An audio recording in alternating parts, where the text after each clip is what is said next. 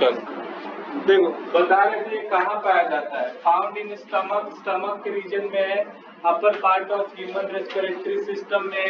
और फीमेल के fallopian tube की जो बात कर रहे थे उसमें भी कौन सा एपिथेलियल है? Ciliated columnar. क्या बोलेंगे? इन फैलोपियन ट्यूब। अब ये सब का बस डायग्राम पढ़ना है हम लोग को। डायग्राम पढ़ लो, ये हो गया खत्म। फिर रिलेटेड भी ये कहाँ है? तो lower part of respiratory system में मिलता है क्यूबॉइडल एपिथेलियल।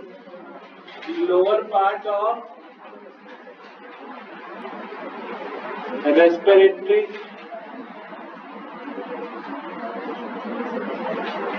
सिस्टम में है क्यूबॉइडल एपिथेलियल। जल्दी से लिख लो।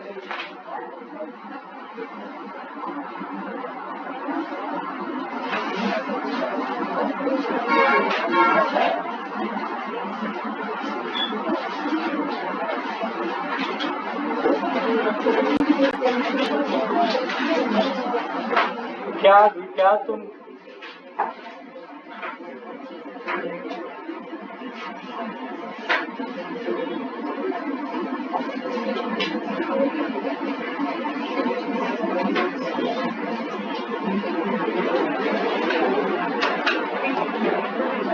हो गया?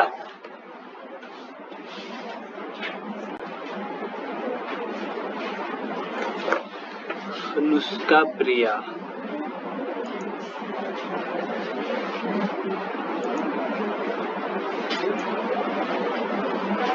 थोड़ा आज इन लोग को दिक्कत हो गया है।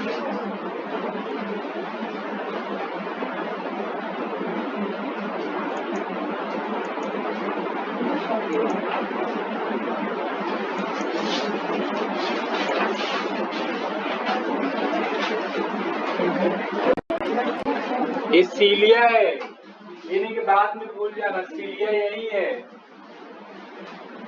याद है ना? सीलिया ये क्या है? ये नहीं कि सिलिएटेड एपिथेलियल तो लिख लिए, बट सीलिया पता ही नहीं क्या है। तुमसे पूछेगा सीलिया क्या होता है, तो प्रोटीनेशियस स्ट्रक्चर होता है। कैसा होता है? अभी बस इतना याद रखना है कि जो सीलिया होता है वो एक प्रोटीनेशियस स्ट्रक्चर होता है, तो इस तरह के टिश्यू में लग करके किसी भी चीज को मूवमेंट में हेल्प करता है। इससे ज्यादा कुछ नहीं याद रखना। मिटा दे जो लिखे हैं ये सब। अब इसका डायग्राम पढ़ लेते हैं 1 by 1। पहले स्टमक का ही पढ़ लेते हैं हम लोग, क्या है स्टमक। इसके बाद ह्यूमन में रेस्पिरेटरी सिस्टम का पढ़ लेंगे।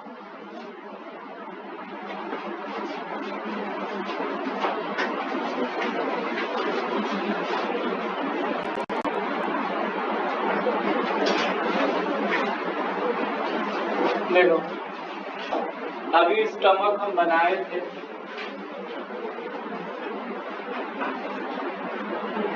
स्टमक ये स्टमक का अंदर वाला वॉल है।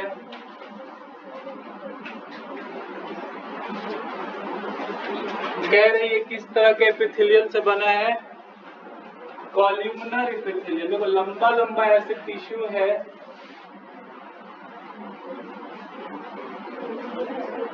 इस तरह से लंबा लंबा टिश्यू है, और उसमें लगा क्या है? सीलिया लगा है। क्या लगा है? देखो ये सीलिया है। अब इसको किस चीज में हेल्प कर रहा होगा? ये कुछ ज्यादा बड़ा बन गया है क्या?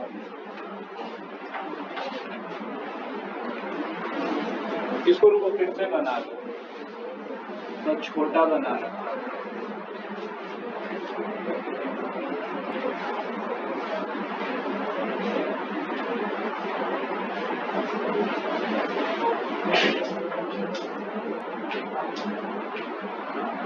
देखो इस तरह का कॉल्यूमनर एपिथेलियल है।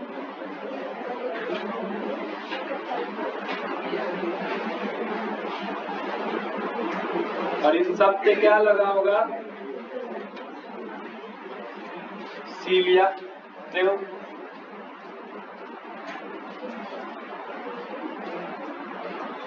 क्या है?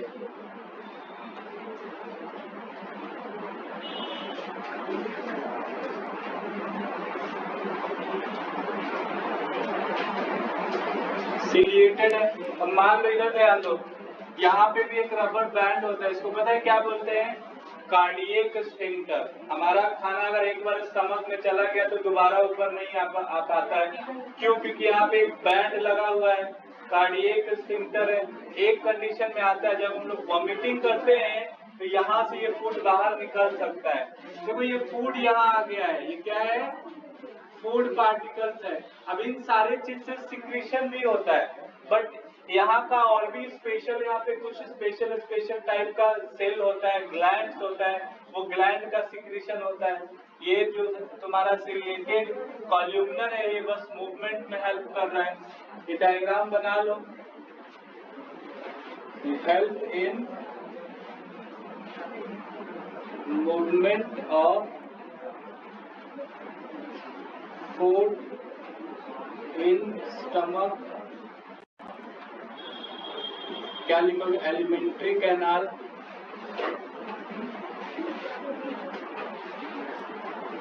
कॉल्ड पेरिस्टेलाटिक मूवमेंट, इसी को बोलते हैं, याद रखना।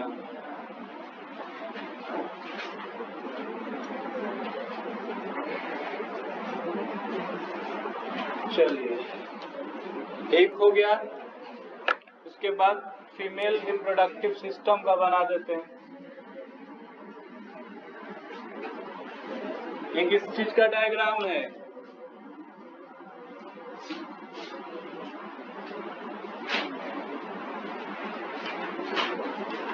स्टमक है। क्या कर रही हो तुम तीनों?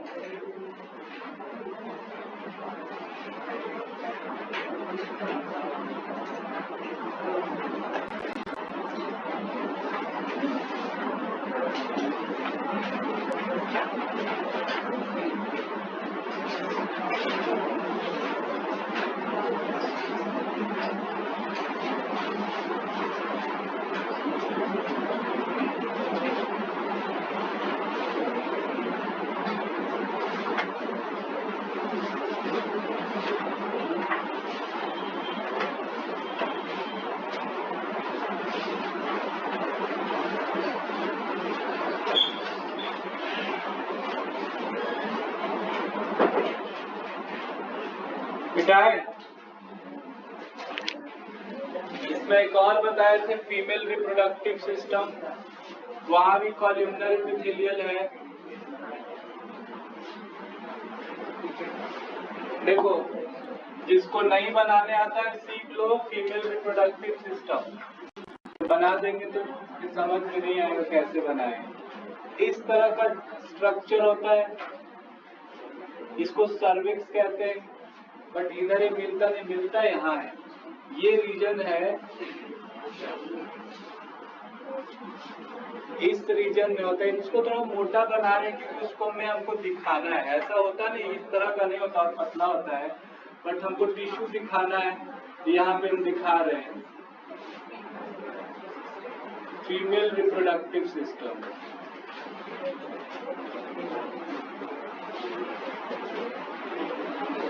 देखो ये लास्ट में देखोगे तो इसमें ऐसे फिंगर लाइक प्रोजेक्शन लगा होता है, इसको फिमरिया बोलते हैं। क्या बोलते हैं? और इसके नीचे ऐसे ओवरी होता है, ये क्या है?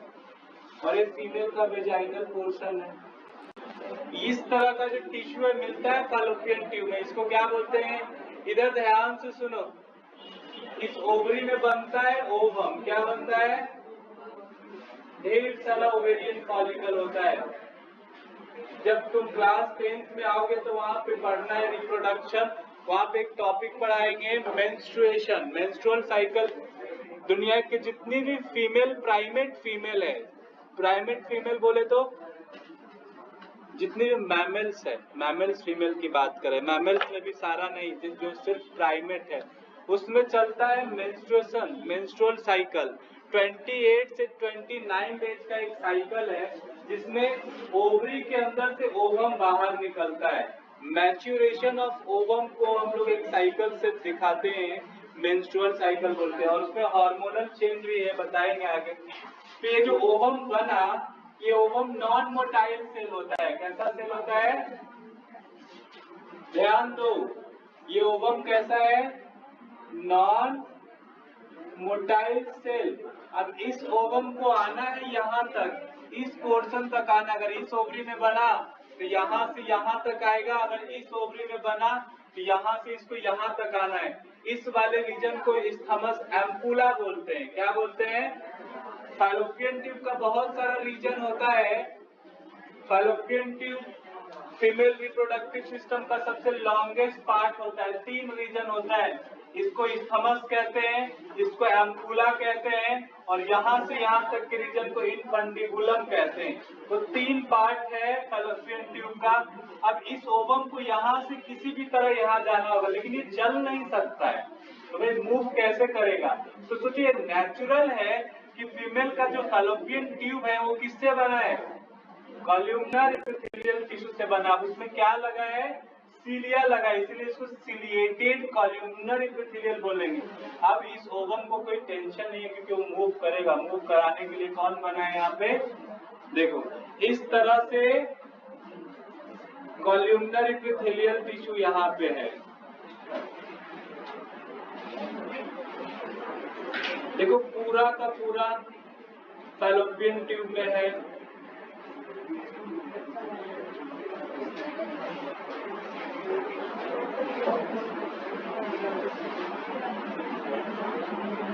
क्या लगा इसमें?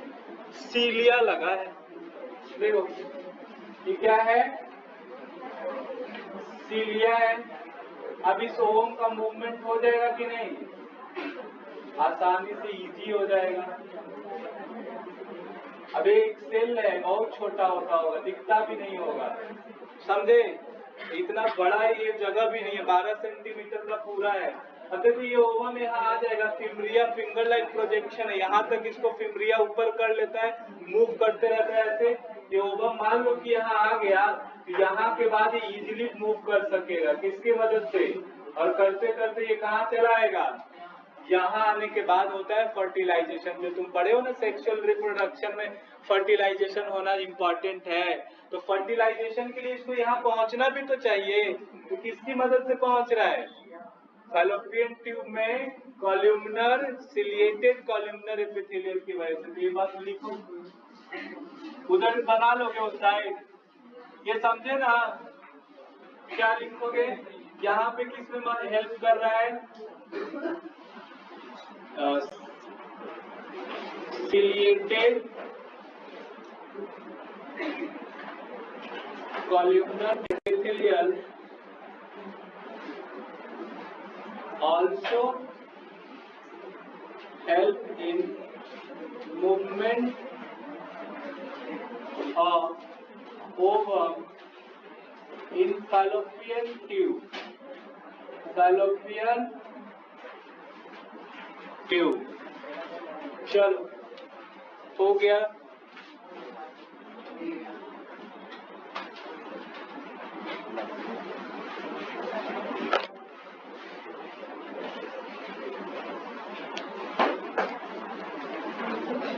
जल्दी जल्दी लिखो, आज हम लोग एपिथेलियल कब से हम खत्म कर लेते हैं। उसके बाद एक ग्लैंडुलर और बचा है। ये सब दिया है, पढ़ी हो किताब? तुम लोग बुक पढ़ते हो जी? नहीं, पढ़ा कीजिए। एनसीईआरटी तो जरूर पढ़ो।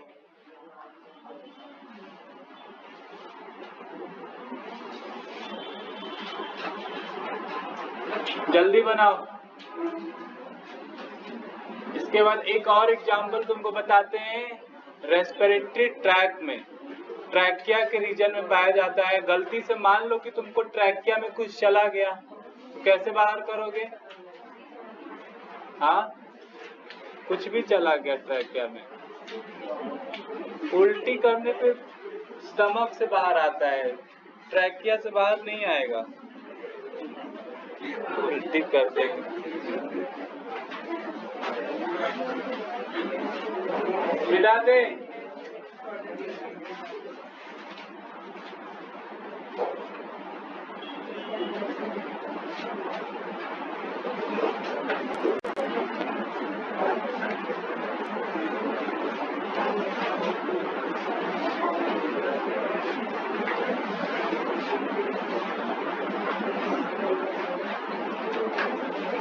यहाँ लिखा है movement of ovum in fallopian tube.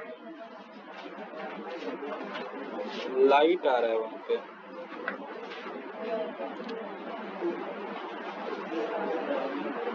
क्या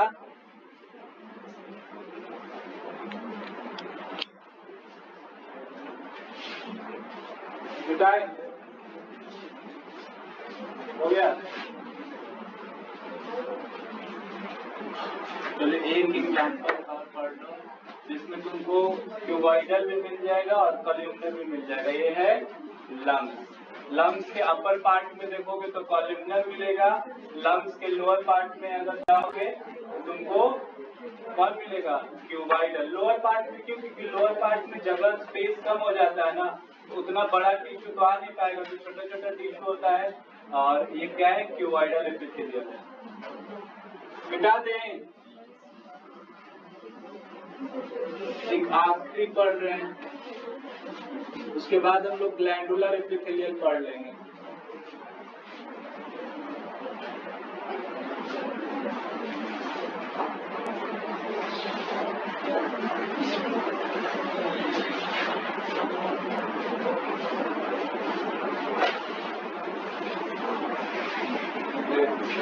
रेस्पिरेटरी सिस्टम किसको किसको पता है?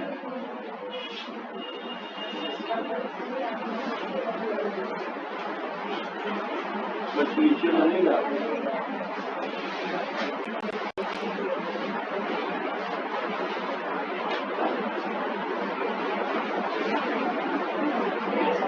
ये क्या है? लंग्स है, ठीक है। मान लो ये क्या है? ये ट्रैकिया का रीजन है, ट्रैकिया इसी को बोलते हैं। ये आगे में नॉस्ट्रिल है, नॉस्ट्रिल, बट इसकी बात नहीं कर रहे अभी हम लोग, इसकी बात करें ट्रैकिया। देखो ट्रैकिया में क्या है कि यहाँ पे भी जो टिश्यू है वो कौन सा है? यहाँ अपर पार्ट में इसका जो है वो तुमको मिलेगा कॉल्यूमनर एपिथेलियल। अपर पार्ट किससे बना है? Columnar epithelial. और अगर इसके लोअर पार्ट में जाओगे वापस, ये हार्ट के अंदर, लंग्स के अंदर बहुत सारा ट्यूब में टूटा हुआ है, ये थोड़ा मोटा ही बना रहे।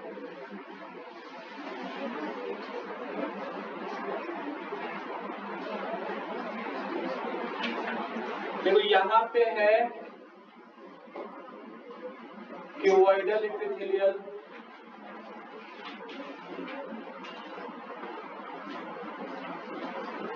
इस तरह से।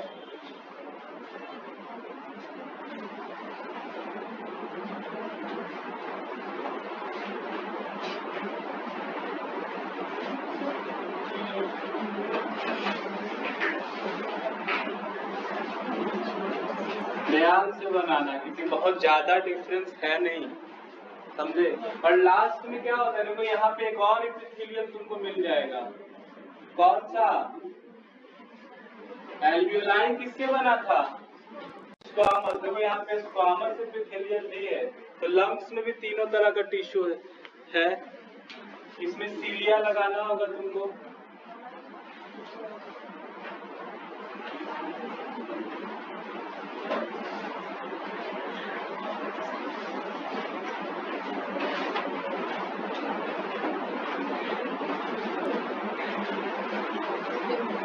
सीलिया है, इसमें भी यहाँ सीलिया होगा।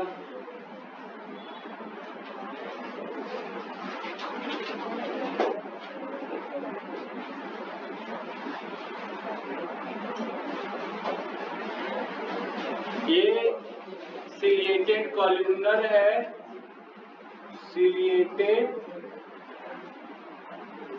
कॉल्यूमनर एपिथेलियल, और ये है तुम्हारा सिलिएटेड क्यूबॉइडल एपिथेलियल।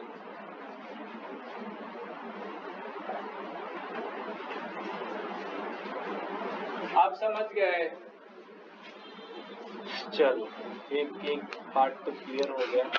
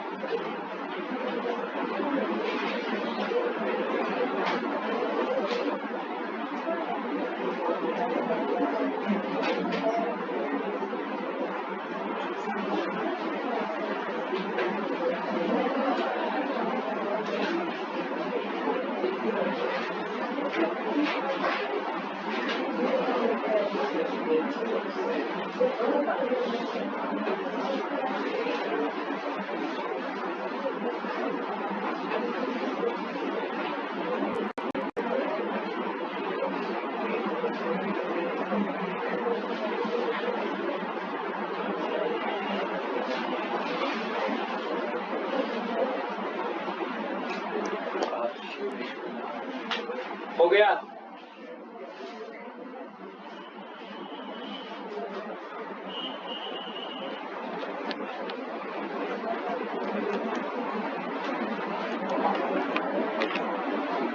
चले, समझ में आया? ये सिलिएटेड था, बस किसी में टाइम लग रहा है जो लगेगा, क्योंकि इसके बाद सब इजी है और आसान भी है। फिर उसके बाद तुमको एक जगह और लगेगा, कनेक्टिव टिश्यू।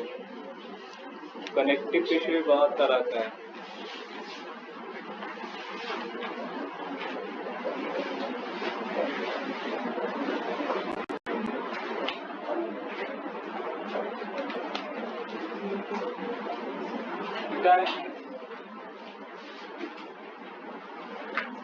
चलिए इसका हो गया।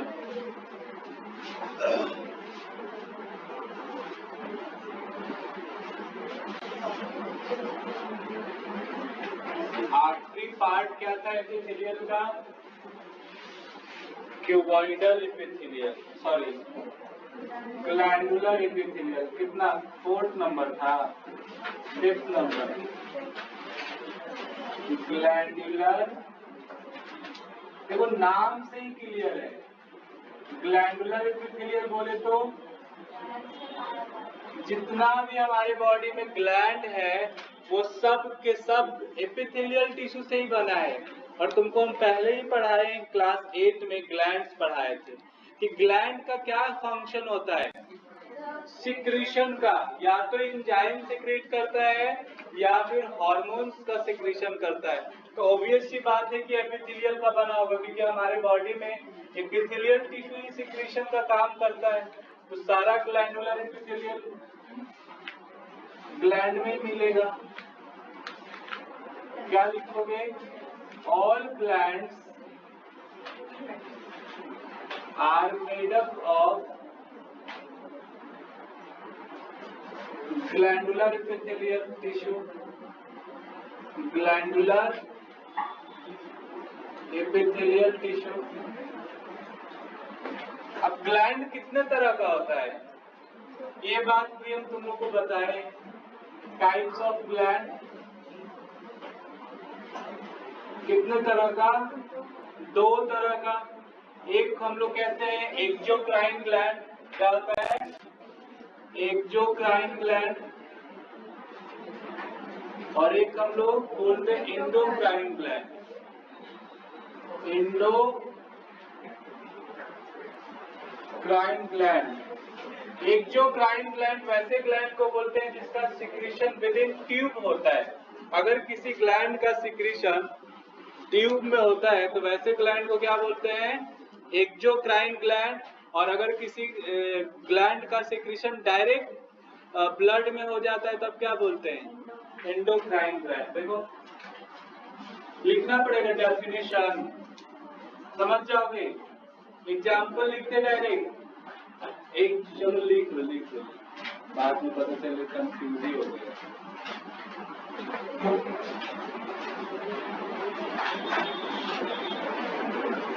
Secretion of glands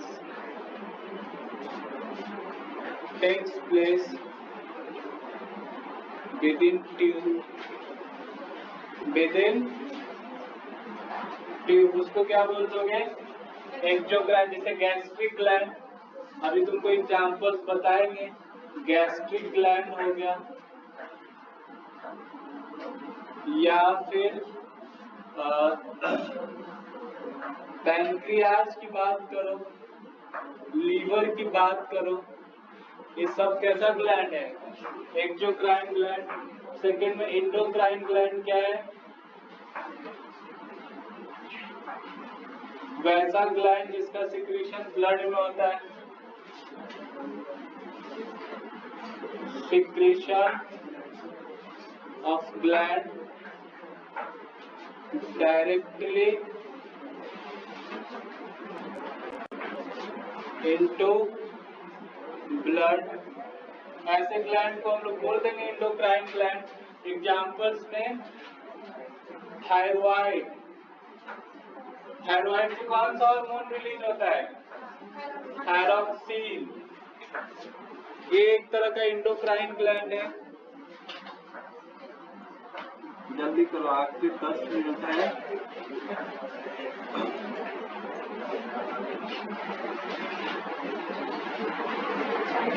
एक आध पढ़ लेते हैं, एक आध ग्लैंड हो गया।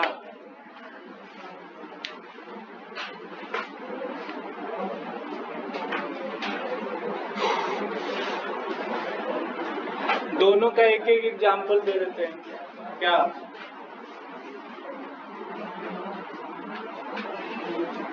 लिख लिए तुम लोग? क्या लिख रही हो? देखो जल्दी।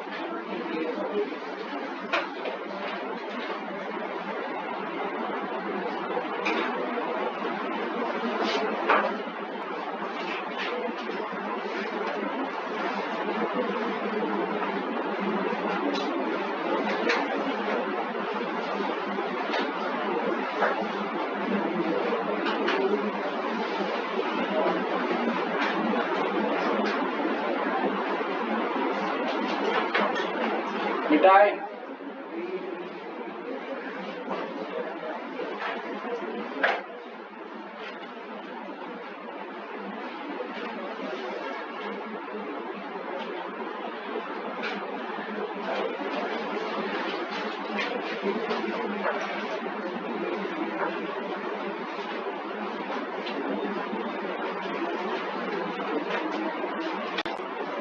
चलो देखो, एक एक एग्जाम्पल्स दे रहे हैं।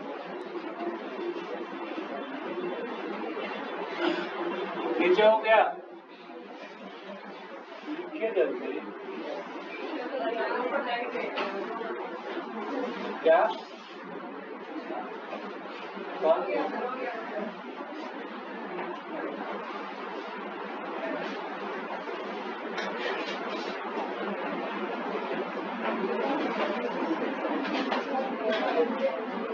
देखो, एक एग्जाम्पल हम तुमको एंडोक्राइन का दे रहे हैं और एक एक्सोक्राइन का। स्टमक किसका एग्जाम्पल था? Gastric gland. गैस्ट्रिक ग्लैंड का नाम सुने हो? हाँ, स्टमक आज इसका बहुत बड़ा डायग्राम बन चुका है। कौन आवाज कर रहा है? Gastric gland.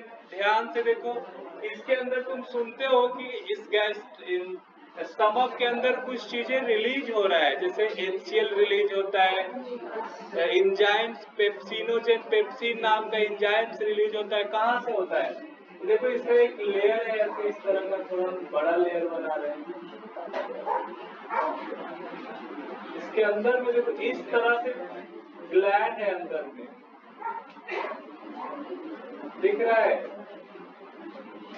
एक ग्लैंड है ऐसा, इसी को हम लोग बोलते हैं गैस्ट्रिक ग्लैंड। क्या बोल रहे हैं?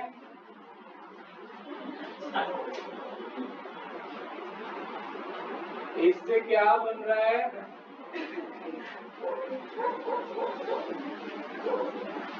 एक दो तो नहीं होगा ऐसा लिखित, बहुत सारा है। इसके अंदर बन रहा है केमिकल। देखो केमिकल बन तो रहा है, लेकिन ये बाहर आ भी रहा है डक्ट से। देखो इसका डक्ट है ये ग्लैंड का क्या है? डक्ट है। डक्ट ऑफ ग्लैंड कहते हैं इसको, डक्ट ऑफ ग्लैंड है ये। ये सब के सब जिस एपिथेलियम से बना है उसी को हम लोग क्या बोलते हैं? ग्लैंडुलर एपिथेलियल बोलते हैं। और देखो तो ये सारा का सारा सिक्रीशन कहाँ आएगा? ये बाहर आएगा। यहाँ पे कौन सा और टिश्यू था बताओ? अभी बताए थे कॉल्यूमनर। कॉल्यूमनर एपिथेलियल यहीं पे था। देखो ये सिक्रीशन बाहर आ रहा है, तो ग्लैंड क्या बना रहा है यहाँ पे बताओ? गैस्ट्रिक ग्लैंड से क्या बनता है? HCl बनता है और पेप्सिन नाम का एंजाइम बनता है। हम म्यूकस, तो म्यूकस के लिए यहाँ गॉबलेट सेल होता है, समझे? ये गॉबलेट सेल अलग है, म्यूकस भी निकलेगा बट यहाँ से नहीं निकलेगा। म्यूकस के लिए अलग सेल है, गॉबलेट सेल लिखते हैं यहाँ पे, गॉबलेट सेल कहते हैं। ये पूरा डाइजेस्टिव सिस्टम में मिलेगा, सिर्फ स्टमक में नहीं मिलेगा, ये पूरे डाइजेस्टिव सिस्टम में। देखो ऐसा एक और सेल है, चलो यहाँ मत करना, कंफ्यूज हो जाओगे, लिख देते हैं।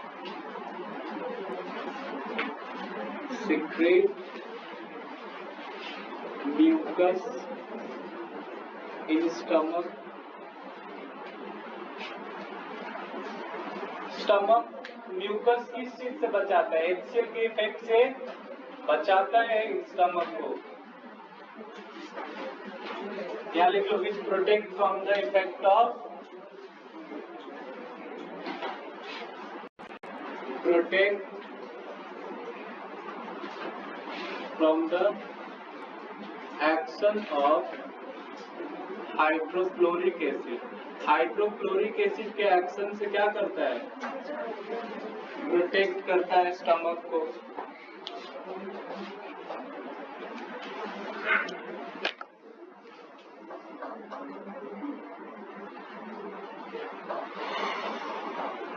जल्दी बना, एक ग्लैंड तुमको बताते हैं, एंडोक्राइन ग्लैंड। थायराइड अभी एग्जाम्पल में दिए थे ना, उसी का बना देते हैं। हो गया? ये लोग क्या कर रहा है पीछे में?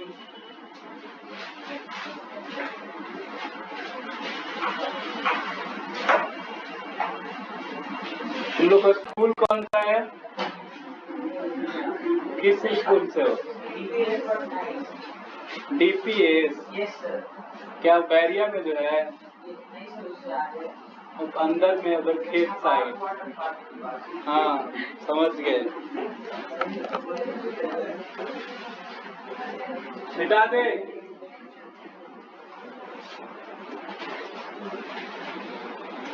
एक एग्जाम्पल जिसमें और पढ़ना है,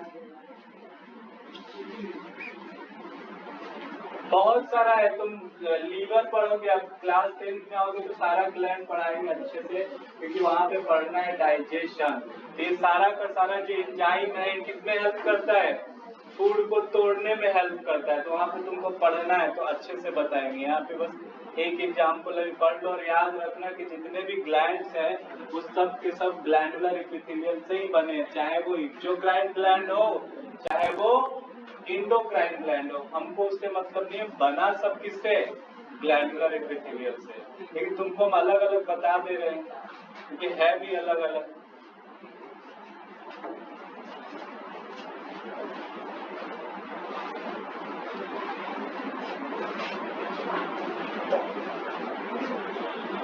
हो गया?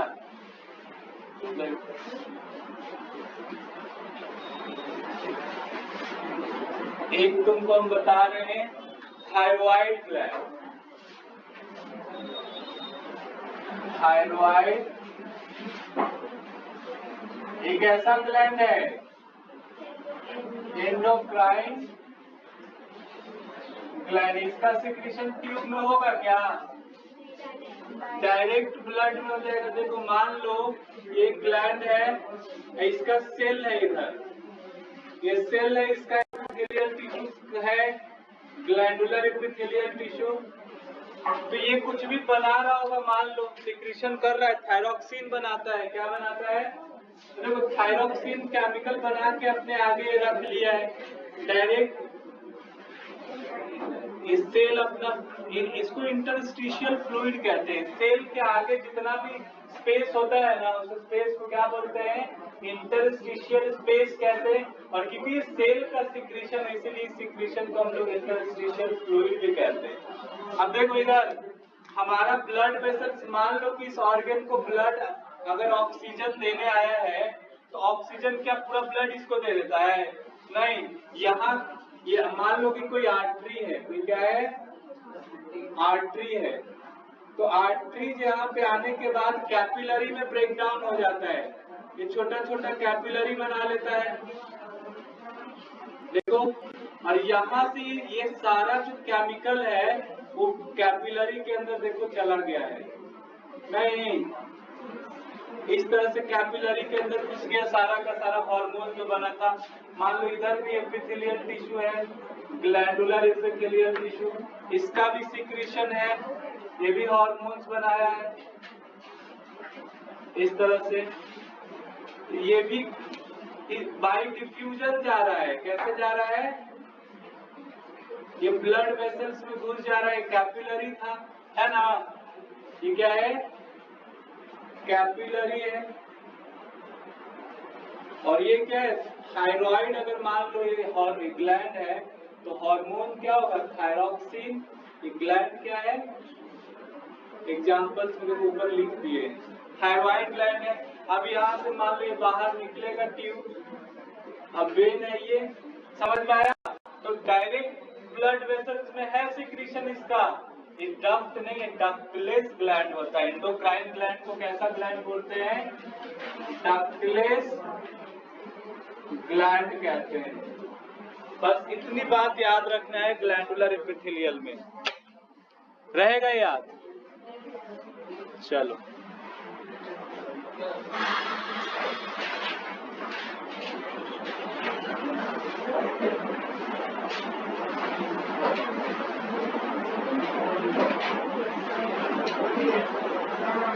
टाइम भी हो गया।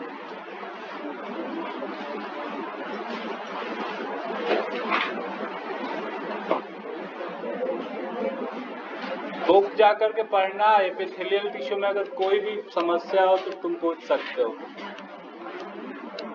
अगले दिन हम लोग पढ़ेंगे मस्क्यूलर टिया पहले, ठीक है? मस्क्यूलर टिश्यू पढ़ेंगे।